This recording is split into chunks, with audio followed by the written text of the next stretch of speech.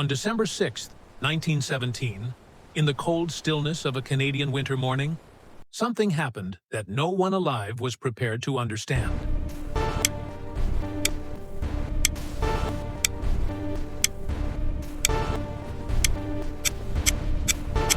Brighter than anything that you and I had ever witnessed before.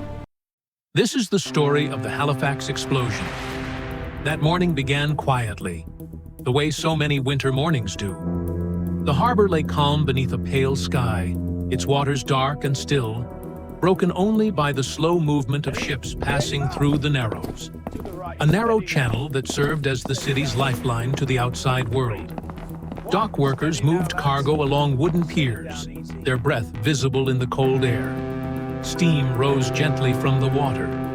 Children paused along the shoreline on their way to school, watching the ships glide past as they had countless times before. Nothing felt urgent. Nothing felt dangerous. Two ships entered the channel. One was a Norwegian relief vessel, inbound and ordinary in every visible way. The other was a French cargo ship named SS Mont Blanc. It flew no warning flags. It carried no visible markings.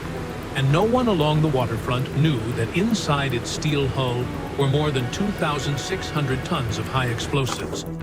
A floating arsenal of benzol, TNT, picric acid, and gun cotton, packed tightly together, waiting for nothing more than a spark. As the two ships drew closer, confusion began to ripple quietly across the water.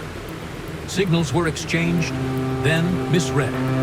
Warnings were given, then ignored. The Narrows offered little room for error. Steel scraped against steel. At 8:45 a.m., the Mont Blanc collided with another vessel, tearing open barrels of benzol stacked on its deck. Fuel poured across the ship, pooling and spreading, soaking into every surface. Moments later, the fire ignited. At first, it didn't look catastrophic. Flames crept slowly across the deck, licking at ropes and crates, sending dark smoke spiraling into the cold morning sky. But the wind caught the fire, and the fire began to grow. The burning ship drifted loose from the collision, slowly turning with the current, carried not away from danger, but directly toward the city of Halifax itself. Along the shoreline, people gathered.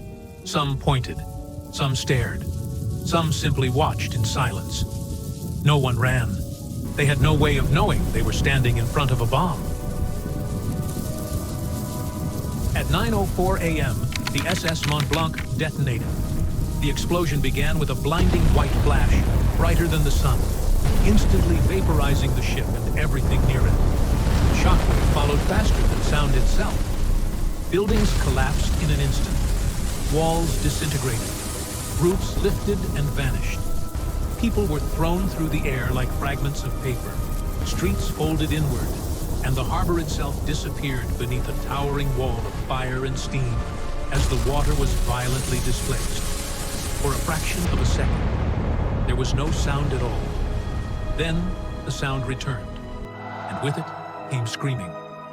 Entire neighborhoods had ceased to exist. More than 1,600 people were dead within seconds. Thousands more were injured, many beyond recognition. Windows had become weapons. Hundreds of people were blinded instantly.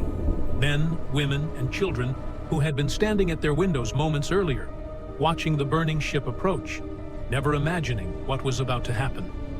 A massive wave surged back into the harbor, dragging debris, shattered boats, and bodies with it, before retreating again into the sea. Fires broke out across what remained of the city, and then, as if the world itself had lost its sense of time, snow began to fall, soft, quiet, almost peaceful, drifting down onto ruins where homes had stood only minutes before. The explosion was felt hundreds of miles away.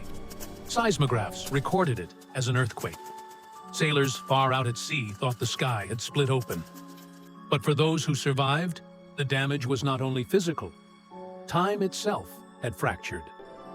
Every year on December 6th, the city of Halifax still pauses at 9:04 a.m., honoring the moment when everything changed.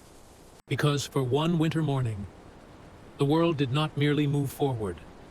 It stopped.